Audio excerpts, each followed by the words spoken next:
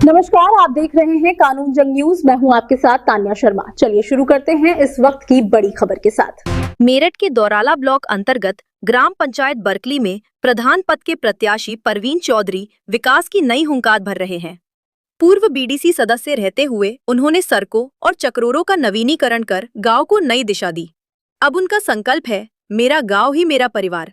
नाली गली सुधार, डिजिटल लाइब्रेरी, आधुनिक खेल मैदान और हर पात्र को सरकारी योजनाओं का लाभ दिलाना उनकी प्राथमिकता में शामिल है। नमस्कार, आप देखना शुरू कर चुके हैं कानूनी जंग न्यूज। कानूनी जंग न्यूज से मैं आलोक रंजन।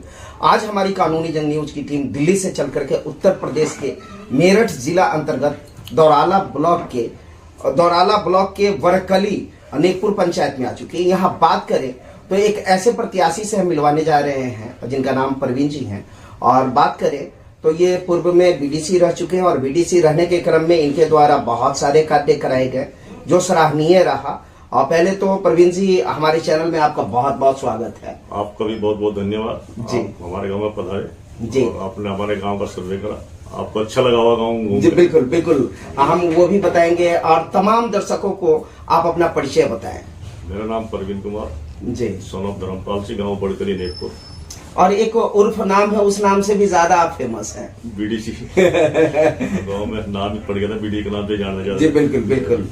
तो परवीन जी, हम जानना ये चाहेंगे और क्या कुछ ऐसा रहा, चूंकि हमारी जब कानूनी जंग न्यूज की टीम जमीनी पड़ताल पे जब आई और तो ग्राउंड में जब हम लोग आते हैं तो पता करते हैं और कि कौन से इस बार उम्मीदवार है और किन्हें लोग चाह रहे हैं। और इसी कड़ी में इनका नाम सबसे ऊपर उभर करके आया। तो हमारी मंशा हुई कि परवीन जी से हम जाने कि उनका सोच क्या है और वो सोच हम ताकि हम सभी ग्राम पंचायत वासियों को हम दिखा सके। और तो इसके लेकर के ही हम परवीन जी के पास में मेरा आना हुआ। तो आपका क्या ऐसा सोच है जिसे सोच करके आप फिर से इस चुनावी दंगल में कूद पड़े हैं? एक तो गाँव की विकास करिए जी, ठीक है, सब प्रधान बढ़िया काम करे जी। बिल्कुल, मतलब हम चाहते हैं कि और अच्छा विकास करिए, उससे भी बेस्ट करने का सोच रहे हैं। और बच्चे हैं हमारे जी, इनकी एजुकेशन का, लाइब्रेरी हमारी इंटरनेट से जुड़े जी। बिल्कुल, आपकी सोच है। एक बहुत बड़ी बात निकल करके आ रही है कि गांव में पुस्तकालय तो है, लेकिन उस पुस्तकालय को ये चाहते हैं कि ये ई पुस्तकालय में कन्वर्ट हो, ई लाइब्रेरी बने, और ताकि बच्चों को संसार की सारी पुस्तकें पढ़ने को मिल सके।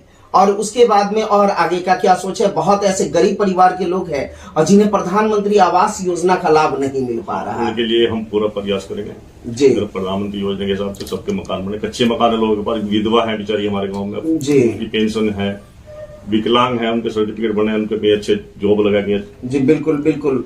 अब इनकी एक और सोच उभर करके आ रही है और कि ये चाह रहे हैं विकलांगता पेंशन और वृद्धों के लिए पेंशन और विधवाओं के लिए पेंशन। और जिन लोगों को नहीं मिल पा रहा है उनके लिए इनका प्रयास निरंतर जारी रहेगा और उस पे ये कार्य करेंगे जी। तो और ये है कि हमारे गांव में जैसे राजनीति चलती है, पार्टीबाजी चलती है, अगर भगवान गाँव वालों ने मौका दिया किसी चीज का तो हम इस पार्टीबाजी को खत्म कर देंगे। बिल्कुल, सबको अपने गांव को सबकी एक धागे में बांध देना, सबको एक प्रो चलेंगे धागे में जी। बिल्कुल, और अपनी तरफ से कोई कमी नहीं आने देंगे। और बहुत ऐसे गांव में क्या होता है, देखा जाए तो एक दूसरे का झगड़ा लगा करके और बीच में दलाली खाने का कार्य किया जाता है। क्या इस गांव में भी ऐसा होता है? ये तो पार्टीबाजी सब गांव में चलती आ रही है, मगर हम अपने प्रयास करेंगे कि हम ये पार्टीबाजी खत्म करें, यानी कि दलाली मुक्त पंचायत बनाना चाह रहे हैं। भगवान ने चाहा तो ये थाने का केस ही खत्म रहेगा। 5 साल तक हमारे यहाँ पुलिस आवे ना।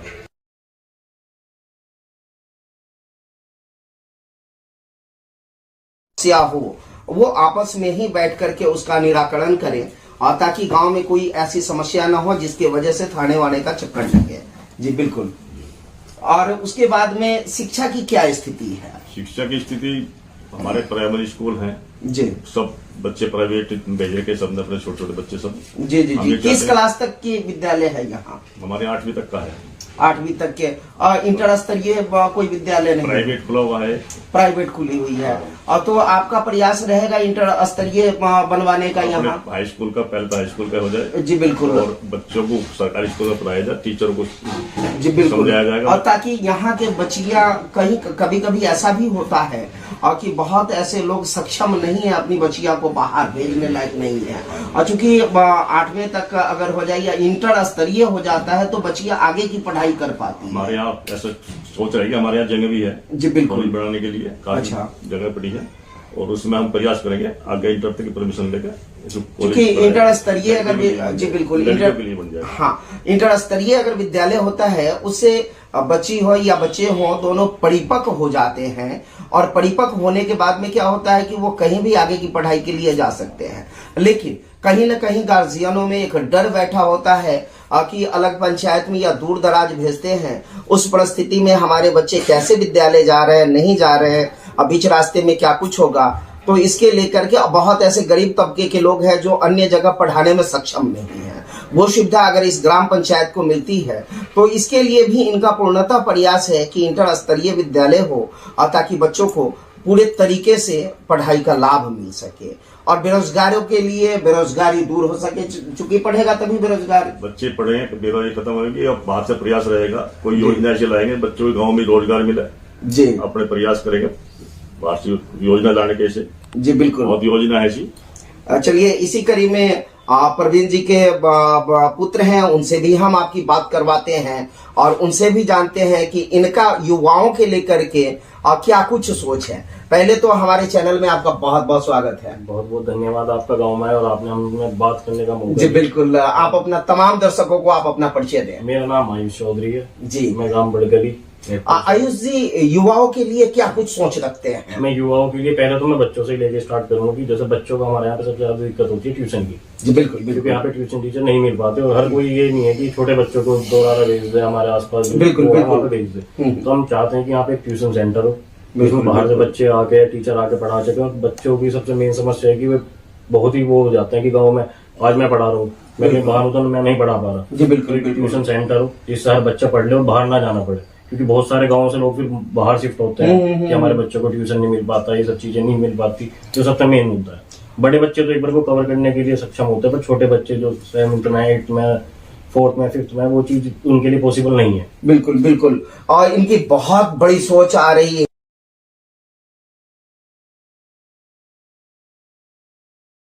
और उसके लिए अगर ट्यूशन की व्यवस्था करनी पड़ेगी और तो वो भी पूर्ण रूप से करने का कार्य करेंगे। इनका मुख्य उद्देश्य है यहाँ पे, और चूंकि शिक्षा अगर होगा, शिक्षित बच्चे होंगे तो बेरोजगारी काफी दूर भागेगी जी बिल्कुल जी। और खेल मैदान के लेकर के क्या? खेल मैदान के लेकर भी जैसे अब है बहुत सारे युवक खेल नहीं पाते, कभी कुछ। हम चाहते हैं कि सब खेल ग्राउंड अच्छे हो जी बिल्कुल, सब हर तरीके से कोई ना कोई कोच की भी कोशिश करेंगे कि जैसे प्राइवेट व्यवस्था करवाए। स्कूल है, गवर्नमेंट स्कूल है हमारे यहाँ पे, कि कोई ना कोई प्राइवेट टीचर हो या गवर्नमेंट टीचर हो कि जो आके यहाँ के खेल के मैदान में बच्चों को सिखा सके जी बिल्कुल बिल्कुल।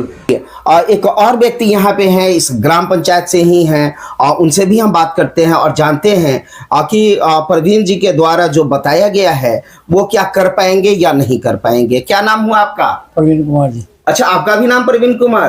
अब शायद इस वजह से तो नहीं दोनों आदमी साथ में है? नहीं, ऐसा कुछ नहीं, ऐसा कुछ नहीं है। काम करेंगे, बढ़िया बढ़िया काम करेंगे। प्रवीण जी अच्छे विचार के हैं, जब बीडीसी भी रहे तो कार्य कराने का काम किए। हाँ, जब भी काम बढ़िया करवा है ना, अरे काम बढ़िया ही होगा। बिल्कुल। और चलिए अब इस तरफ हम रुख करते हैं, अब लेकर के चलते हैं आपको प्रवीण जी से मिलवाते हैं और कि प्रवीण जी के द्वारा इस पंचायत वासियों को क्या कुछ संदेश देना चाहते हैं वो हम जानने का प्रयास करते हैं।